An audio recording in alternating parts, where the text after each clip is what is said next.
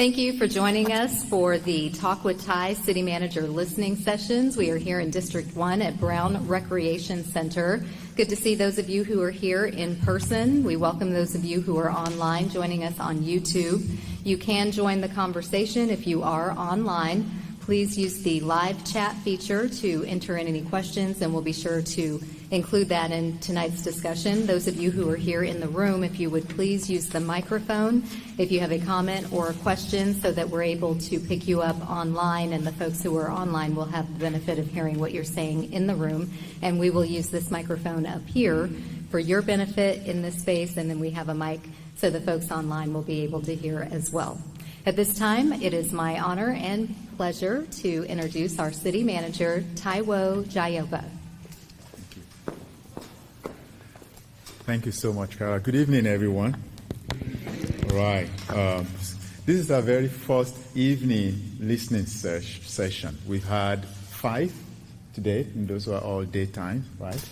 And so it's a pleasure that you will be here because you could be doing something else, like having dinner or hanging out with kids and family and all that. But I really appreciate you taking the time to be with us tonight. And so we are going to make this 1 hour worth your time.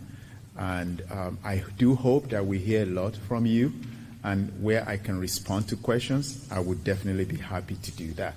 But I will acknowledge we have 2 elected officials in our midst tonight. We have Mayor Vaughn, and we have Councilmember Dr. Goldie Wells with us tonight. Others may join us later, and if they do, I will make sure to acknowledge them. But I want to acknowledge all of you for taking the time to be here. Like Carla said, my name is Taiwo Jaiyeoba, and I started 4 weeks ago this week as a city manager. And it's been a great 4 weeks, I tell you. It's exactly what I expected. A very welcoming community, a community that aspires to do better, a community that has done a lot and is beginning to reap the benefits and the fruit of the labor of so many years, as evidenced by the economic development announcements that were made over the last several weeks. But also a community where, if you're not careful, we can continue to widen the gap between those who have and those who don't, if we don't deliberately and intentionally take steps today that will narrow that gap and hopefully be able to mitigate them. I have seen over and over, as someone with a planning background and a transportation background, that all through most American cities, it's almost a story of 2 cities in 1 city. And sometimes it's because of public policies. Sometimes it's because we just expect that things will happen by themselves if we do nothing. But what we found over time is that if we don't take deliberate, intentional actions, things will not just happen. Rather, they will get worse. So as a city manager, I happen to be part of about 3,500 employees. Some of them are here today to join me. But it's our responsibility as you convey your thoughts to your elected officials. It's our responsibility to implement those policies, those programs, those projects.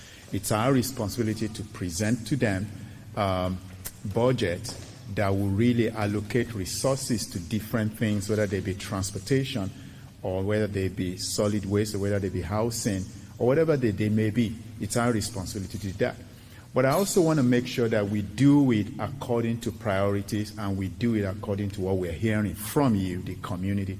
So we know that you convey things to your elected officials, but I want to make sure that as someone coming from another city to Greensboro, I want to hear directly from you and find areas of alignment between some of the things that you aspire for your communities, your neighborhoods, your city, that they align with council's priorities. When I came into this role, it was very clear to me that they wanted us to focus on a few things that were very key. Public safety, very important, that we continue to keep our communities safe and sustainable. Second is safe and affordable housing, and that housing is not just going to be for a particular group of people who can afford them, but how can we make sure that we have different forms of housing wherever on the end of the social spectrum you live. If it's single family, great. If it's townhouses, if it's duplexes, great. But we have different housing types that people at different rates or scales of affordability can actually rent or preferably own. Thirdly, of course, is transportation, public transportation, that, we have a system called the Greensboro Transit Agency, but it's not functioning optimally because everyone has to go downtown to get somewhere. How can we minimize that transfer that people have to go through so that they don't have to necessarily go downtown to get to where they need to go? And not only that, if you look at our routes today, the average time between one bus and another that comes is about 30 minutes. For a growing city, that's not good enough. That's not nearly good enough. The fourth thing they asked me to focus on is jobs. We've been creating a lot of jobs, as you know, for the last 2-3 months. We've been having some really wonderful announcements, and there are more to come that I cannot be sharing tonight, but there are more exciting opportunities that are coming. And I know that we will continue to generate those big-sized jobs. I'm more focused on the small businesses that generate 50 jobs, 100 jobs, 200 jobs, and that pay more than minimum wage, pay at least over $15 an hour, which is really what our council has committed to. And then lastly is the conversation around equity. And that as a city, it's not enough to just talk about it, but to also put a lot of resources behind it.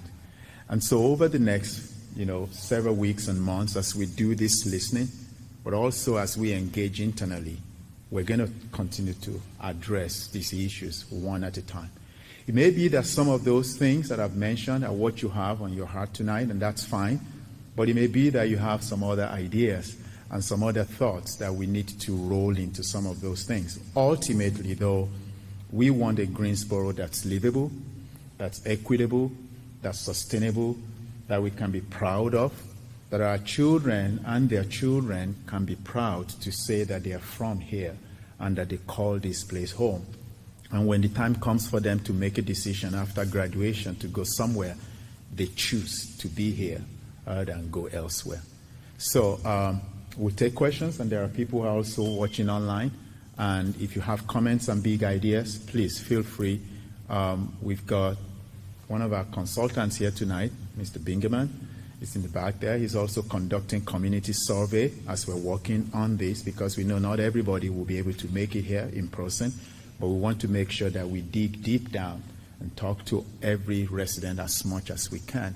And this is also available even after tonight for you to watch and to send to others who may not be here. I just want to make sure we gather as much information as possible so that when when they have their annual strategy session sometime in March, I want to be able to present the results of these sessions to them.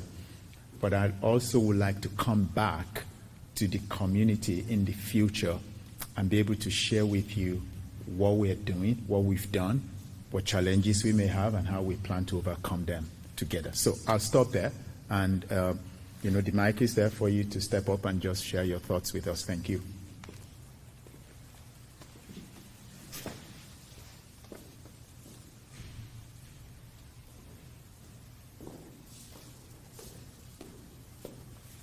Is it okay if I remove my mask for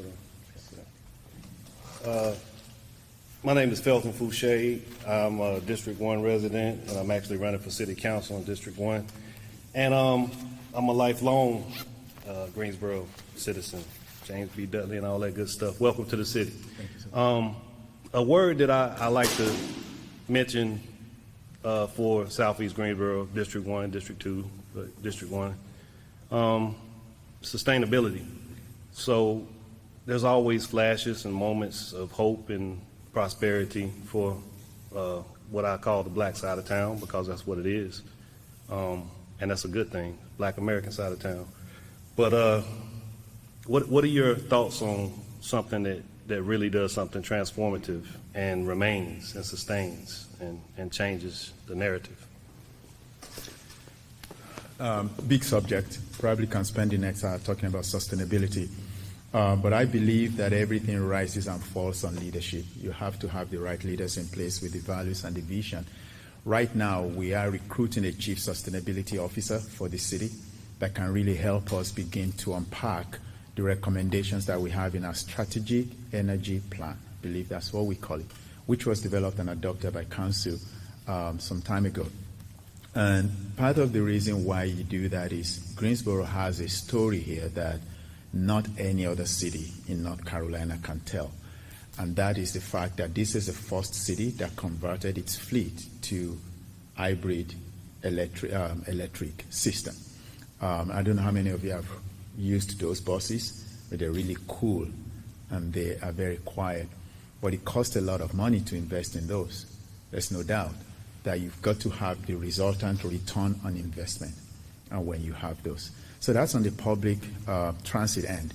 But sustainability is not just about public transit, but it's also about tree coverage, tree canopy. And every study that I've seen has shown that usually communities of color suffer most from tree loss. There's a reason behind that.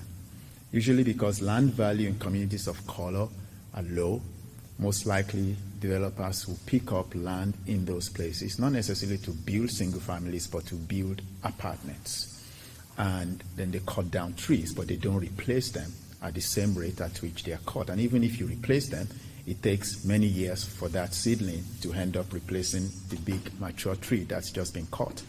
And so I don't know if Greensboro has it, but I do believe that there is a heat map for most communities in the United States that shows that most of the areas where we have hotter temperature are usually in communities of color because of the trees that have been cut. I would like a situation where we are asking our developers and builders to make sure that it's not just about planting trees, but preserving them also when we're developing and when we're building. That's very important. Another conversation around sustainability, in my mind, though, has to do with how we use the things that we use on a regular basis. We also have a program in this city where you can actually do curbside recycling pickup. Not many cities in the United States actually has that. And I think that a lot of our people also don't know that.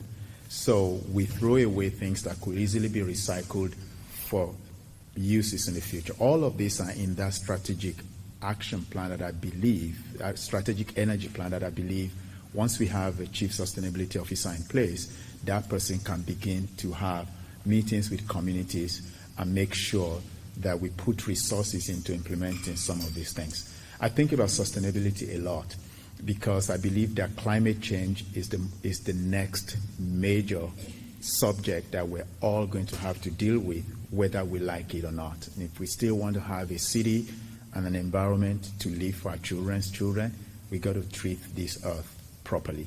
And so it's something that I'm big on because no matter what investments we make, if we don't have a city to leave behind, then why are we doing it? And so it's going to impact our budget, it's going to impact our resources, it's going to impact our staffing capacity, it's also going to impact a lot of what we do with the community. That's a very long way to answer your question, but it's a very, very big issue for me as a person. Thank you.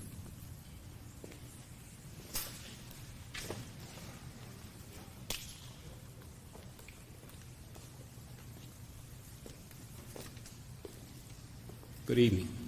I have a question that goes to probably three different subjects. Career awareness. You say this is a growing city. How do you assure that from junior high school, college, people are aware of career opportunities of all kinds? I'm not from Greensboro. I've been here since 2007. Recently retired from A&T. Most of my college students don't have a clue, generally speaking, of what they can do with a degree. I'm talking about a BA, a BS, etc. So my youngest son is at NC State, and he doesn't want to stay in Greensboro when that's over. But you got things that are available for him, this new hot supersonic aircraft thing that's coming to town. So I think to the extent that from the recreational center upwards, if folk here knew of career opportunities and what they have to do to qualify for that, that's one way to keep people and show them where they can go. Secondly, I'm a cyclist. Used to be a real cyclist years ago.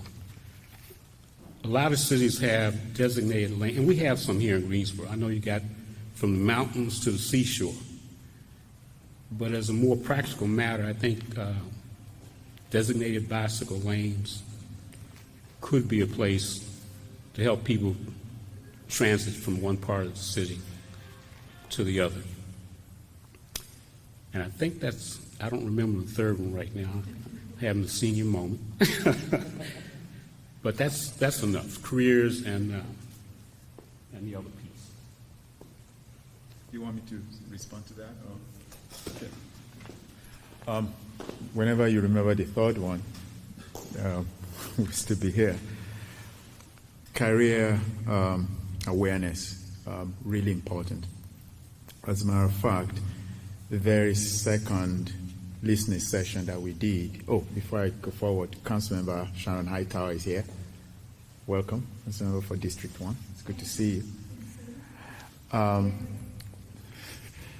Yeah, the second one that we did in District 1, I believe, after the meeting, a young man approached me, he's in his final year at A&T, and he's interested in real estate and city planning, and he wanted to know what opportunities are out there. That should not have to happen. People should be able to know where to go.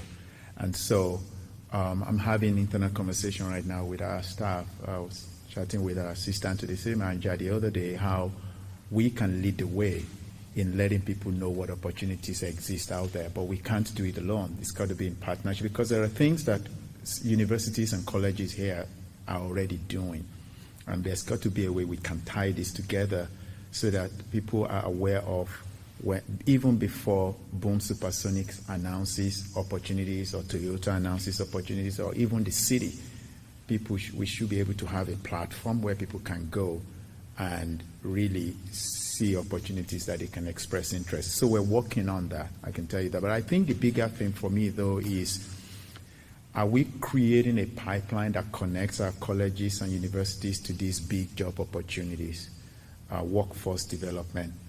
That's very important. And so we'll continue to do that. But again, it's not something that the city can do alone, but I can tell you that it's top of mind for us.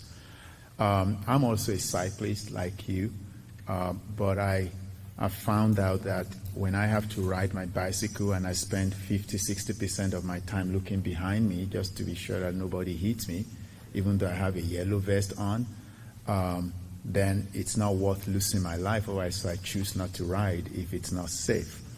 But the fact is that we only have so many dedicated ways for bicycle riders.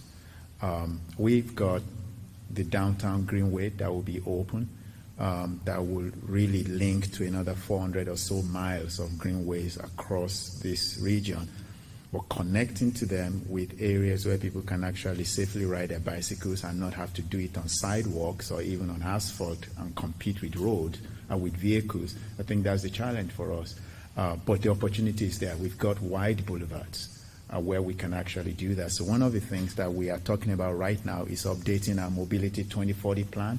And when we update our Mobility 2040 plan, we're going to talk about, Greensboro Ride, for example. How do you get from one place to another without having to drive? And if you don't use public transit, you can at least use a bicycle to get to where you need to get to. But one thing we also need to start thinking about, especially for big employers, is that if I ride my bicycle to work in the morning, do I have a place where I can shower to get myself ready for work, and afterwards, when I get it and go home? And that's a conversation that we will have. Interestingly enough, Charlotte just started having that conversation and has not yet arrived there because the solution is not that easy, but it's something that's been done in many parts of the country. They do that in the Triangle. You ride your bicycle and you can take it to work, and employers provide lockers and shower stalls and things like that. And then not only that, they also have to equip buses with enough bicycle racks so that last mile, you can put your bike on a bus or take your bike off the bus. And so it's when we update that Mobility 2040 plan, those are the types of conversations I'll be having in there. You remember the third thing yet? Not yet. Okay.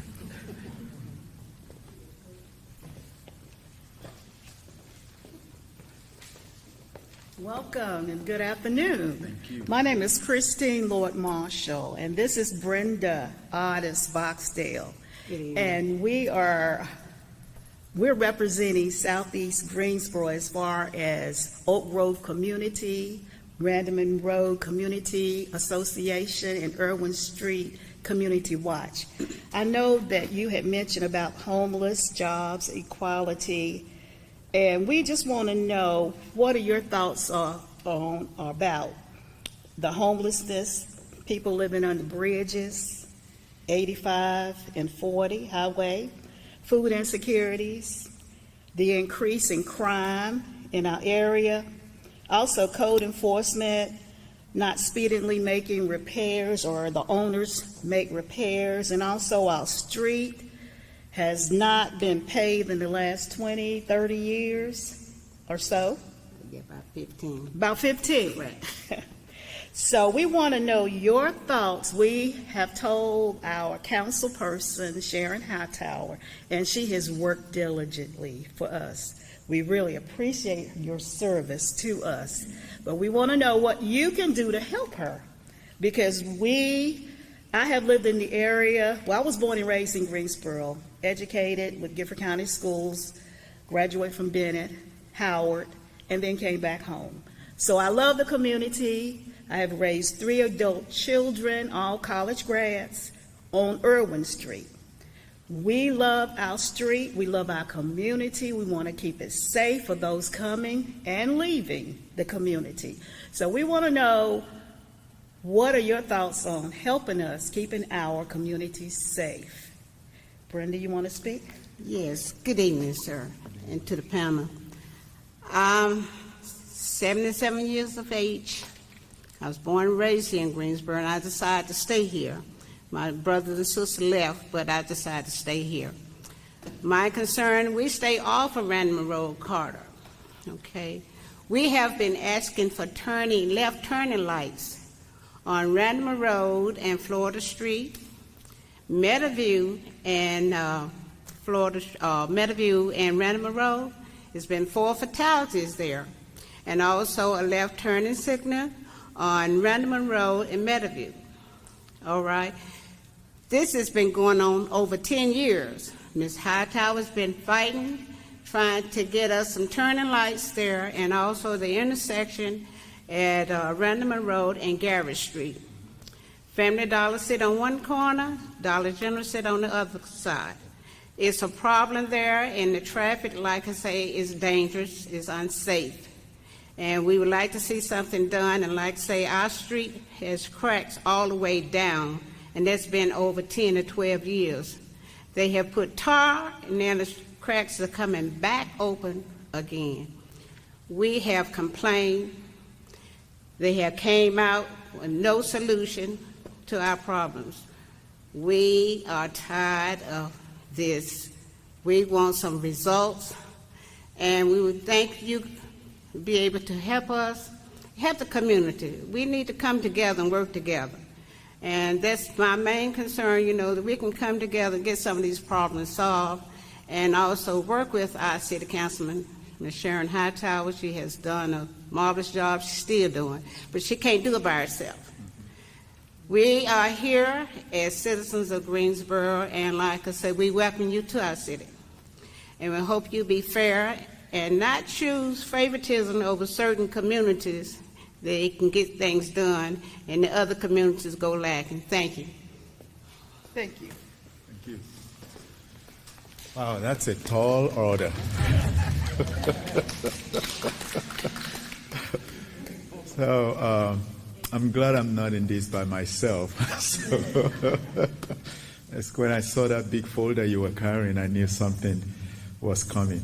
But thank you for sharing that with me. And I can tell you that you have a great advocate in your council member. I would think that you call me like regularly to talk about this.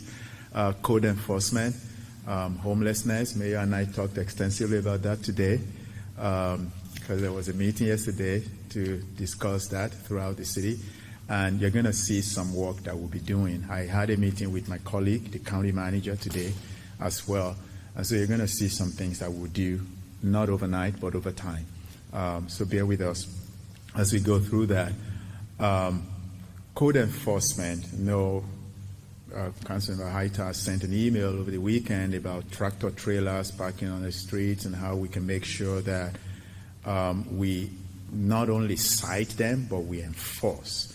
The challenge, of course, is that by the time the violations take place, code enforcement officials have already gone home for the day, and how can we really capture what happens after hours, outside of the fact that you would take pictures and send them to your council members, you send them to me.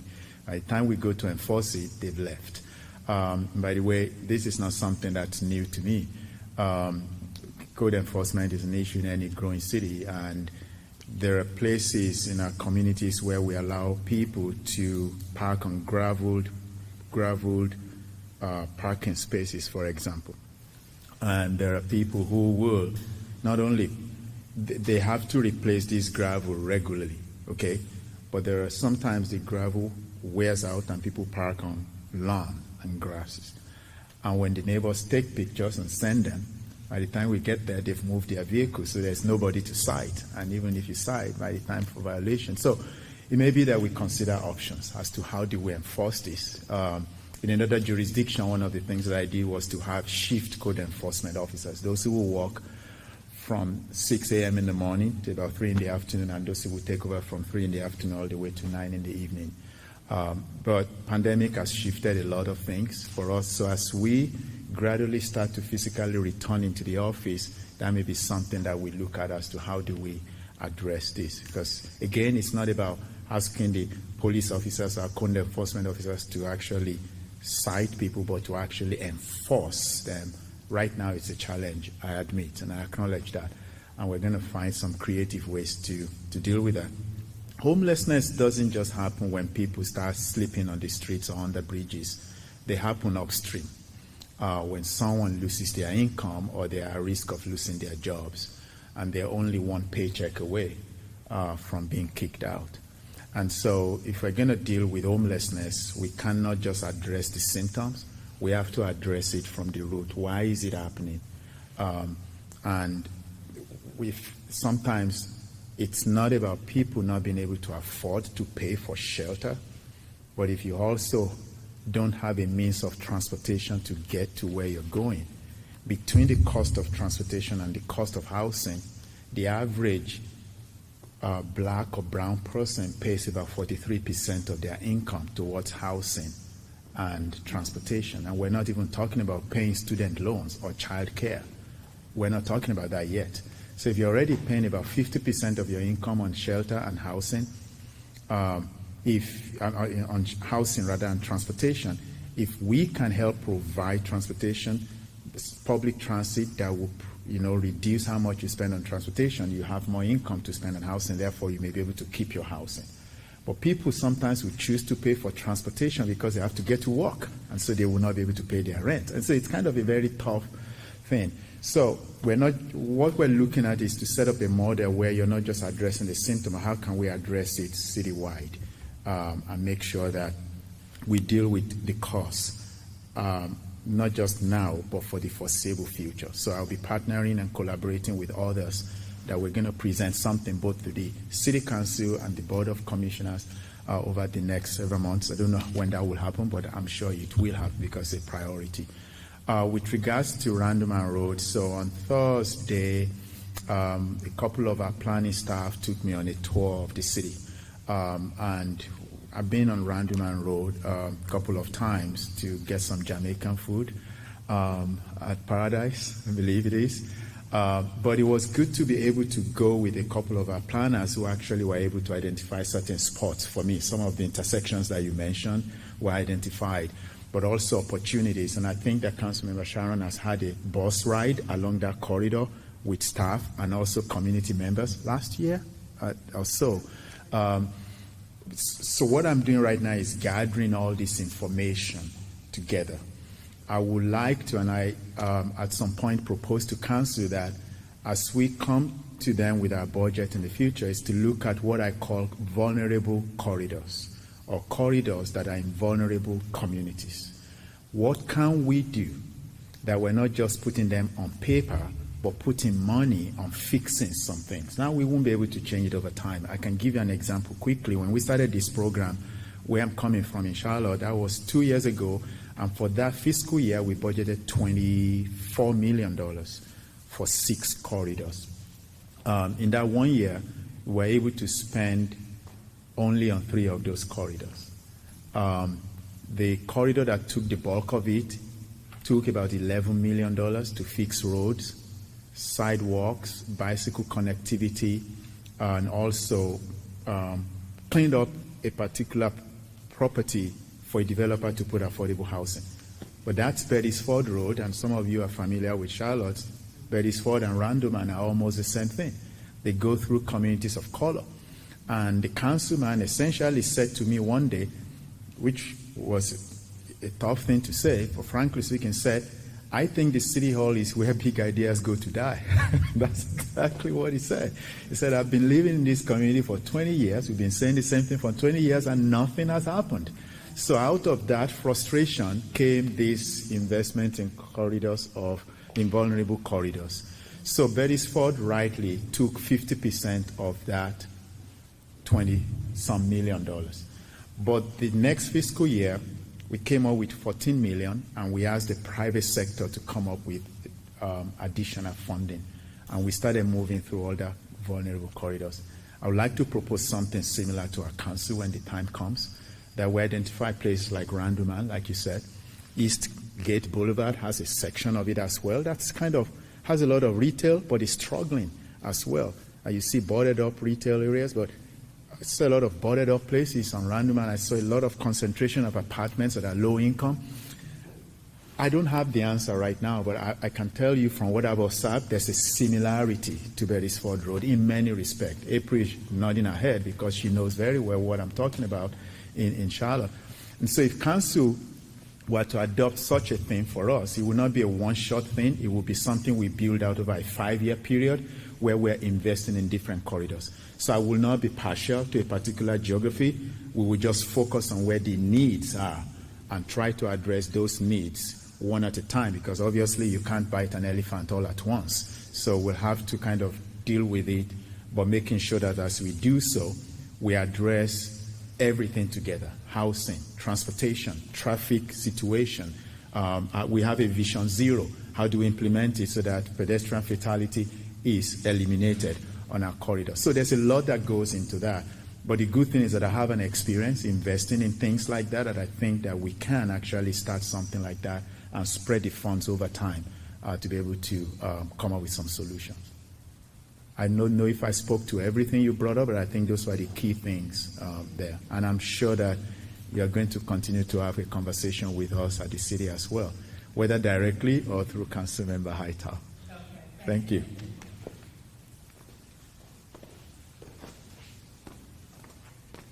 Good evening. My name is Cecilia Shaw, and welcome to the city. I am part of the Southeast Greensboro Coalition, have spoke before the City Council, written many letters, and Sharon Hightower is also our representative, and we thank Sharon, we thank Nancy, and all those folks at the city who have worked very diligently for us. One of the things I think Greensboro has a positive thing for is its higher education, though. When you've got E&T, you've got Bennett, UNCG, Guilford College, you're not that far from High Point University. I look at it as an education town, and I often wonder why the Guilford County Schools often says hands off to the city, because they have the responsibility for educating the children, when in fact they live in a city. And I think just recently, because the city buses were helping us to transport children, we finally got a connection with the school system. That should never happen. Should never be a break, I don't think, between how we educate our children or how we are educated as adults. But I stand before you because I live within a mile of this center. And I don't know how far down Randleman Road you came. We have had several battles on this end of Randleman Road. Once you cross over 40, I live between Interstate 40 and Interstate 73. And I think Roy Carroll owns half of the property around here, for those that we don't own. And I'm constantly seeing industrial sites to be built. And one of the questions I asked at the last city council meeting, well, I think it was the town hall, that our council people had was, how much of the environment are we in fact destroying? It is a known fact that a large portion of our black children, our Hispanic children, and there are lots of them on this side of town also. Don't know if you got a chance to see about that 250 trailer park that's right up the street here, but most of those are Hispanic families. They suffer from childhood asthma. Lots of them do. And I've asked that question, when are we going to put in trees? When are we going to have buildings that actually have great landscaping like I see on the other side of town? When we cross over Interstate 40, it doesn't matter whether it's Randleman Road, whether it's South M. Eugene Street or what, I know I'm on another side of town. And it's because of the way it actually looks. Code enforcement, thank goodness, Sharon, I believe they started cleaning up around Walmart today. I rode through there a few minutes ago, and somebody has started to pick up trash. We have complained about that profusely, about just what it looks like over here. And I don't think any community, I live in the Woodley community. Woodley community is 55 years old, has a wonderful park and everything. We would like to keep it that way. We would actually like to protect it if we could, and invite other neighbors to connect different places to it. We've asked for the center here to help to buy land behind it for fields, because our children have to travel all the way to Bryan Park, which is in the northern area of Greensboro, or all the way to Pleasant Garden if they want to play soccer. We don't have large fields for our kids to play on. And I think that some of the land that you see available around here should be thought about. Maybe the city could purchase some of those things to help us build some greenways, or to help us protect some of those plants and environments that would help us and help our children with their breathing. I know that jobs are really important. I understand that. And I know that you probably already realized when you came here that the large affordable housing, 3/4 of it's already in District 1 and 2. It's already here. So we really don't necessarily need others that are here. We like to share, those wonderful people who build and move in those affordable housing. But we also are very aware, and we have the city on notice, that we are watching how well you're treating and what the equity is when it comes to Districts 1 and Districts 2. That's here. So I don't know if you've gotten a chance to go all those places and see everything, but if you haven't, I invite you to come along one day, and I'd love to show you just what Southeast Greensboro looks like. Okay. I think everything you said boils down to equity and how we make sure that we don't create two cities.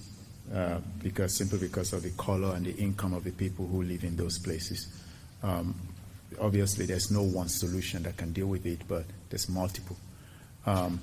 So, like I said, I did a ride along with planners who work with the Redevelopment Commission to show me blighted properties, and our focus was really on Southeast. I'm going to be doing some ride along with our police officers as well to show me some hot spots in the same area. I will do some ride-along with our fire officials as well. But I will also do ride-along with neighborhood development, where housing, affordable housing, I always say to people, affordable housing is not the same as poor housing. If we do it right, it can be a mix of people who live there. But I really think at the end of the day, what helps black and brown communities is not rental properties, because that's not how you create wealth.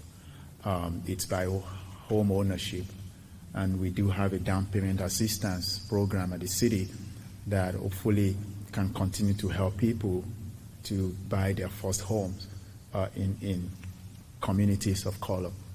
And so that's one way to think through it. But I think it's going to be a lot of education for me as well. And some of the areas you mentioned, I've driven on myself.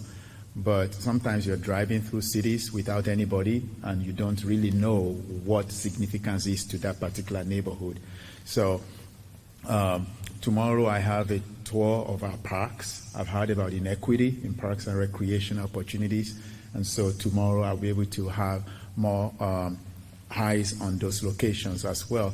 After all of these drives and just familiarize myself with where the challenges are, I think it then allows me to be able to challenge some of how we've done things to date that haven't really helped. But also there are some good things that we do today that we can do better. I don't know how many of you know, when I was in District 5, I think I asked this question, or I said this, that Greensboro has the second highest number of parks and recreation opportunities in the entire state.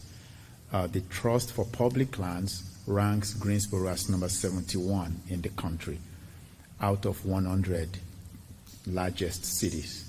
That doesn't sound like a lot until you think about where Charlotte is. Charlotte in the last 5 years have gone between number 97 and the very 100, dead last. So there's something that we're doing in this community, obviously, that's getting national attention. What that ranking means is that the average Greensboroan lives within 10 minutes walk, not drive, but 10 minutes walk of a parks and recreational opportunity. Having said that, 71 is not necessarily a sign of where you want to be. We want to be better. And addressing it means we have to be more equitable in terms of where these go. We do have the Bingham Park, which is a challenge because it's a site that needs to be remediated. But I think once we clear that over the next 12 months or 18, that brings another opportunity closer to this community rather than have kids go all the way. You'd mentioned something lastly about colleges and universities. And so we've got 7 within a 134 or so square miles.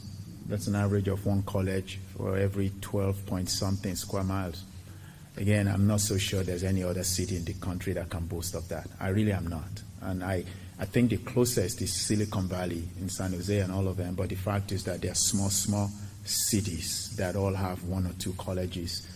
But to have one city that actually has those, that's a huge thing to boast of, to be proud of, but probably go beyond being proud of it and start talking about how do we make sure that there's a connectivity. The city provides the transit services to 3 colleges right now. Maybe we can do better. The relationship we have with Guilford County as a result of the school situation is something that I really hope to continue. Like I said earlier, I had a really good meeting with my counterpart at the county today, and we set up certain things that we felt we can continue to do together so that the average resident doesn't care whether it's the city or the county. They just want service. All right? So let's draw the line where it's necessary and just provide service to our residents. And so I think that leadership from both hands will be able to help continue that seamless connection between transit services and education of our children. And not only that, also making sure that as a city organization, I would like to see a situation where we open up internship opportunities so that kids get familiar with what we do, and when the time comes for them to graduate, they become interested in what we do if they so choose to come work for us. So that's something that we will definitely be exploring over the next several months.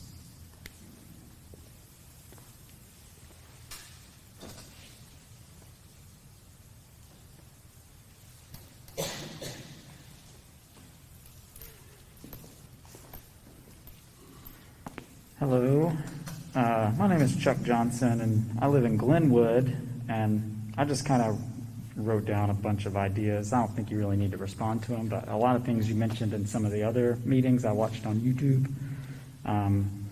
Just some things I'd like to see in Greensboro. I would like it to be more walkable. I'd like to extend public transit. I would like to connect public transit to the airport. I would like to see a safe way to walk or bike from Glenwood to downtown or to the other greenways around the city. I'd like to see higher density mixed use developments. I'd like to shine a spotlight on art, music, culture, and support businesses that are contributing to that. I would like to find another weekend to host the folk festival that doesn't compete with Hopscotch in Raleigh. I don't know how much control anyone really has over that, but I would like to see that. I'd like to see Greensboro be a safer city to ride a bike in. I like how you mentioned in another meeting the greenway-oriented development. I think that's a great idea. And a trolley system. You mentioned that too. I think that would be great. I would like to see street parking along Gate City Boulevard, specifically between the Coliseum and downtown. I think that could sort of help maybe slow traffic through that area and encourage businesses to just not necessarily have giant parking lots everywhere. I think a lot of that is owned by UNCG anyway, so I think that parking there already exists, but maybe if we just repainted the spots on the road, I think that would be helpful. I would also like to see a raise in the standard of architectural design of new buildings. I don't think a lot of new things built here really look all that great. I don't really, know how much the city has control over that either, but, just something I'd like to mention. Park equity, I think, is important, as someone else had mentioned in another meeting. I would like to see crosswalks that automatically give the walk sign instead of just having to push the button. I think that would help educate drivers, too, that, they're supposed to yield to pedestrians. I would like to see projects completed in a timely manner. Also, a good friend of mine led a urban heat island study in Durham and Raleigh. He lives in Greensboro but works in Durham. And, they did a pretty intensive study where they walk around or drive around and find out that, how heat affects different communities differently. And the results are pretty much that historically redlined neighborhoods are the most at risk of intense heat. I would like to see a study like that done in Greensboro. I would like to see less surface parking lots downtown. I'd like to see a better land use policy, shifting away from single-family housing. And I would also like to say that the flash briefings are really great, and I would like to see an increased budget for those. That would be awesome. And that's it. I'll just sit down. Thanks. Did she pay you to say that? That's very good. Thank you.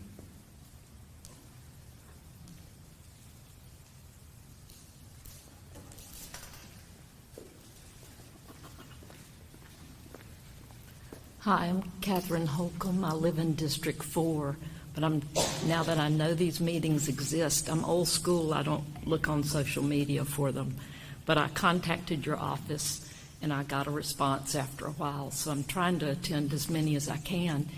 In getting here, I told my Google to get me a map, get me here, and I did not know where I was for a portion of when I was driving. Yeah, I taught at Allen Middle, and I knew Woodley students and all that, but they brought me a different way, and I went over so much trash and so many cracked pavements. I had to slow down to go through it.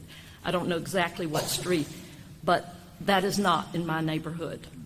It's not. And I've lived here all my life, 72 years, and I thought I really have tried to get to every quadrant, use every library, and really know my city. But here again, different side streets take you different places. So I just have a question. How is it determined what streets get paved? Why are people waiting 15 years? Is it money allocated and it goes around District 1, 2, 3, 4, 5 like that, and then it's one's time again, and if you have a crack before your time comes, you don't get it? Or is it actually waiting for citizens to complain and make a lot of noise? Or is it is it inspectors that go every day and check on things? It could be a lot of ways, and I wondered how it goes. Is it fair? Wow, that's loaded. It's a combination of all of those, unfortunately. You will expect a more objective way to determine where funding goes, or sometimes it's when someone calls and complains about something, or someone has an accident on a sidewalk that's cracked and calls to complain. Government doesn't respond very well. Government is more reactive, unfortunately, than responsive. And that's a shift we have to make, and know that there's only so much capital dollars that we have. And so the focus will be on corridors that carry more people. And so you tend to invest in those because there's a lot more people on those. It could also be corridors that serve larger area, geography, so that way if you fix that, you help to alleviate people. If the main corridor doesn't work well, people start driving through neighborhoods. So you tend to fix the main corridor so people don't drive through neighborhoods. So it's a lot of things. There was an incident, I think, a couple of weeks ago. Councilmember Haita sent us a picture that someone had forwarded to her because the husband walking on the sidewalk and pretty much tripped, had an accident, even though it was marked yellow or something like that. And so internally, quickly, we started focusing on that cracked sidewalk to fix it. But then I said, yes, I want us to fix it, but let's pause. How many of these actually occur throughout the city? We shouldn't be fixing it because someone had an accident or somebody called. We should also do an inventory of where we have these things. Even if we can't fix it in 365 days, let's have a plan. And how much will it cost us, and how many of these exist? Government has to function in a holistic manner to be effective rather than a piecemeal approach. And that's what I'm definitely, not just hope, because I always say that hope is not a good strategy. Told me that one day, hope is not a good strategy. But government, I believe strongly that if we're going to have an effective way of doing business that's not leaving people behind, we have to be as objective. So it's not just about the volume of traffic that a corridor carries, but also what's the potential that if we don't fix this, someone may die from that lack of attention. Just one person. One person dying on our city street is one too many. So if we focus on things like that, I think it will allow us to be able to objectively look at where we put these things. Again, I'm speaking from my experience in other jurisdictions. I have to look at how historically we've done it here, but I will bet that it's the same way it's been done in many places. People call to complain about trash, and then you go get it. We don't drive around the city looking for where those things are unless someone calls. It should go beyond that. One of the things that the mayor suggested to me, I think it was 2 weeks ago, is why don't we take a drive around the entire city and do just a citywide cleanup of all the places that are overflowing with trash? And I think that's an excellent idea. And so that's something we're going to do with time. But I will tell you that the number of emails I've received just in the 4 weeks that I've been here that have to do with trash is unusually high. And I don't think that that's something we should be proud of. I think it's not just us as government, but also community residents holding themselves accountable, businesses holding themselves accountable, landlords holding tenants accountable, and people sometimes go dump their trash at post offices. I've seen that happen. And so people just have to make sure that we're holding ourselves accountable, but we will do a better job of how we're addressing those things today. And I had the same experience too. As a newbie, put my address on Google Map, and it took me a different way, and I just couldn't believe it from where I was just coming through to see what I went through. And so that's another reason we're having these listening sessions, so you can share with us some of the experiences. That's the reason I'm doing this drive around, so I can have on-street experiences as well, because if I experience it and I don't like it, the likelihood is that I want to do something about it. And so hopefully by the time we're done with these listening sessions and we collect all our information, we'll have a path forward as to how we address it. But in the meantime, though, I don't want us to wait until we're done. I would like to continue to put some strategies in motion as to how we clean trash, how we enforce some of code violations, how we also make sure that we streamline the process by which problems are addressed rather than do them in a piecemeal approach.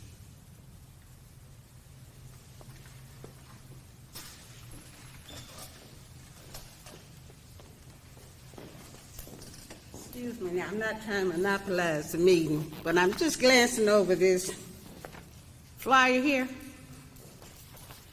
I think the city needs to rethink when they decide they're going to have event centers like the Tanger Center. You're not thinking about the middle-class people and the lower-class people. Now, yesterday, I purchased 2 tickets, one for a child and one for myself, my great-granddaughter. I ended up paying $162 for those 2 tickets. I think you need to take in consideration, I talked with Mr. Brown, and I told him the average family cannot afford it, especially if you got more than one child. We want everybody to be exposed to these events and stuff, but with the prices ranges, they can't afford to go. I made a sacrifice because I had promised my great-granddaughter she wanted to go see Lion King. I said, well, I'm going to take it. Then after I found out how much the tickets were, I made a sacrifice, but if I had known it ahead of time, I wouldn't have purchased those tickets. I've heard other people complaining, and also they told us about the Hamilton play, whatever it is supposed to be coming to the Tanger Center. Okay, the cheapest ticket was $159. Then they went on up to $240-something. So Mr. Brown told me that they didn't set the price, that the promoters, but the city getting their part of the money. So I think y'all need to reconsider whatever you can do. This is for the whole community, for Greensboro. Them tickets are too high for events, and even special for children. I mean, $81, that's just ridiculous. But like I say, I paid it because I had made her a promise, and I wanted to keep that promise to her because she really wanted to go see it. I didn't know what it was about, but I told her today, it was live characters playing as the ambulance, so she educated me on it, okay, that's fine. So, but I think you really need to, when you plan these events in these centers and parks and recreation, you take in consideration of the lower class people and the average people. Thank you. Thank you.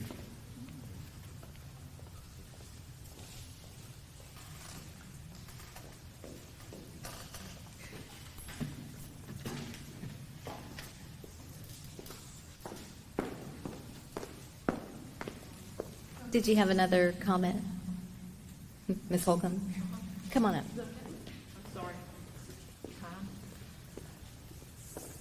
I wondered, since you've been to Charlotte, you might know other ideas than us who are stuck here. Is there any kind of incentive or pedestal building for someone who would become an affordable housing developer? I mean, just like, I wish every church would, or every denomination would have an affordable housing unit. And they could, somebody in the church has a house that they don't want and they're going to pass on. The church takes it on and turns it into an affordable housing. But then, like Beth McKee Huger writes in the paper Sunday, no one wants to live near large residents, multiple family residents of people needing affordable housing.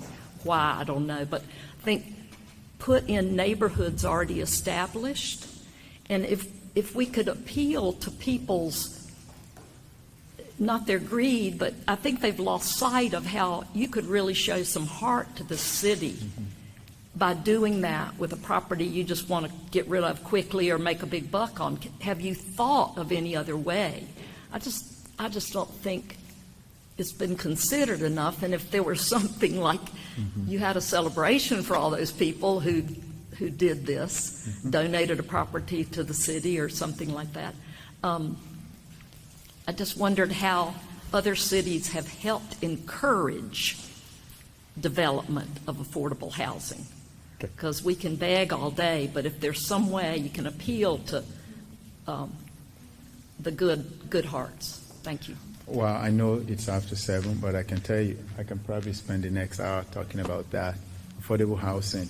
Affordable housing is a national problem. It's a crisis.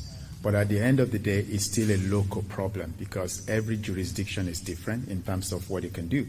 There are certain things that the, unfortunately, North Carolina General Assembly doesn't allow in North Carolina. One of the things they don't allow is we cannot make developers provide affordable housing units. We're not allowed to. So what we do is to incentivize developers. One way by which we can incentivize developers is an example. I don't know how many of you are familiar with River District in Charlotte. Probably when it's built, it will be the newest subdivision, huge mixed-use development close to the airport.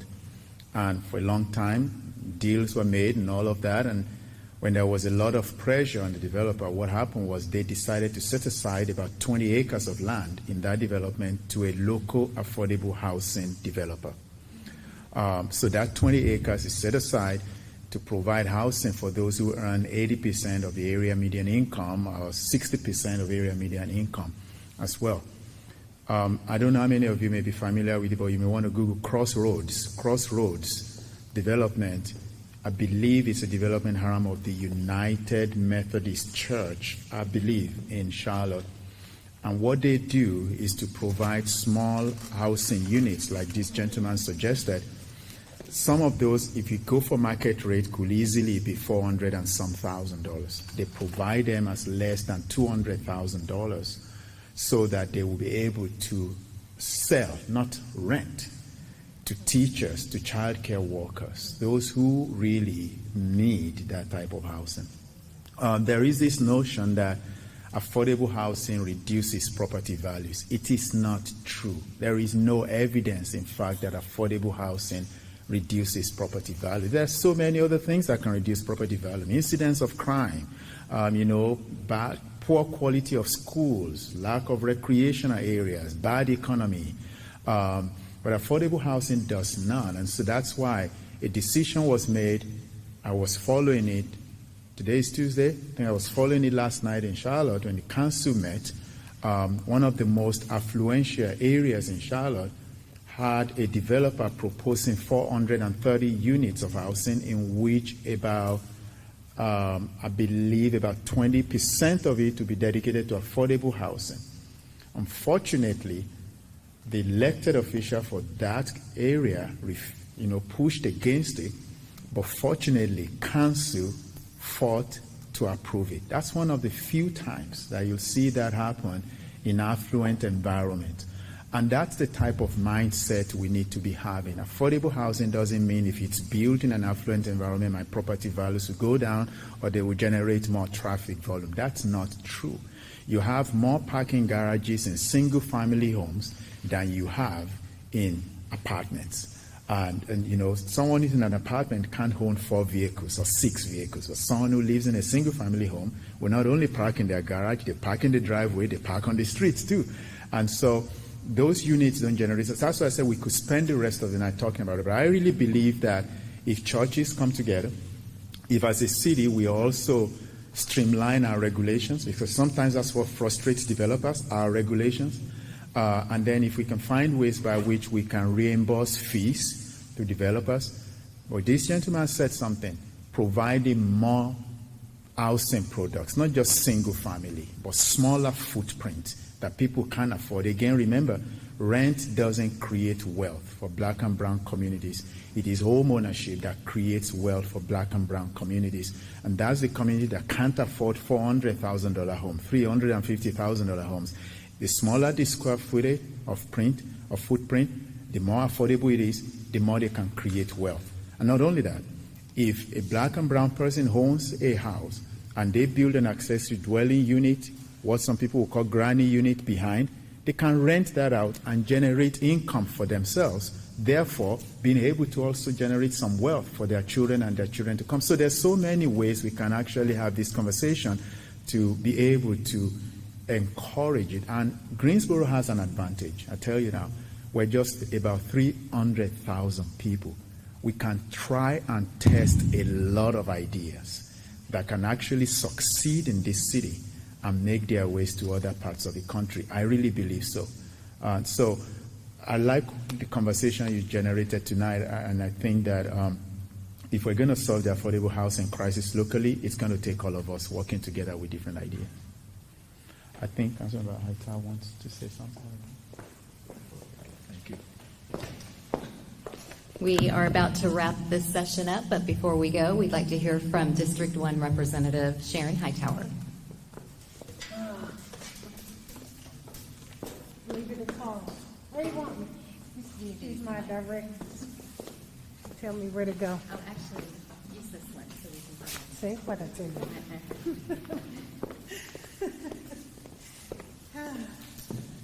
Great conversation. Great conversation tonight, right? Yeah. Great dialogue.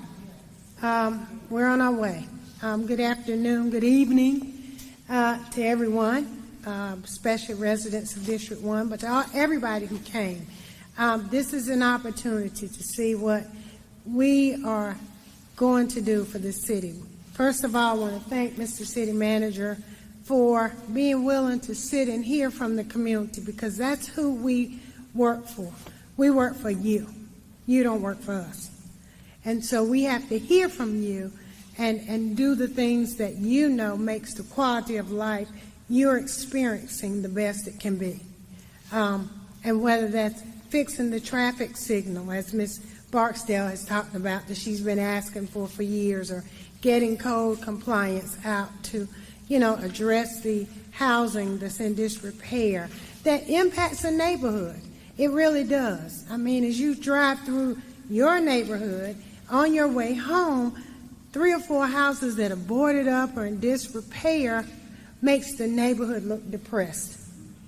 And that is something that we're going to look into. I've asked the city manager to look into how can we stop having all these boarded up houses? How can we get these houses into the hands of people who need them? Affordable housing you talk about, but it creating home ownership, which creates generational wealth. And that's important. That's an important discussion. But District 1 is really a good place to live. It's got a lot of positives. Yeah, we got some issues. I know that. We've been talking about them for quite a while, but I think we're on the cusp of solving a lot of them. Mr. City Manager, with his creative thinking, is going to help us get our way out of this. So I think there's some positive things. So thank you all for coming and sharing from your heart what you want to see done in this community. So I'm here as always as the District 1 representative, willing to work hard for you for whatever I can do, even if it's picking up that trash that we're tired of looking at. So thank you all so much.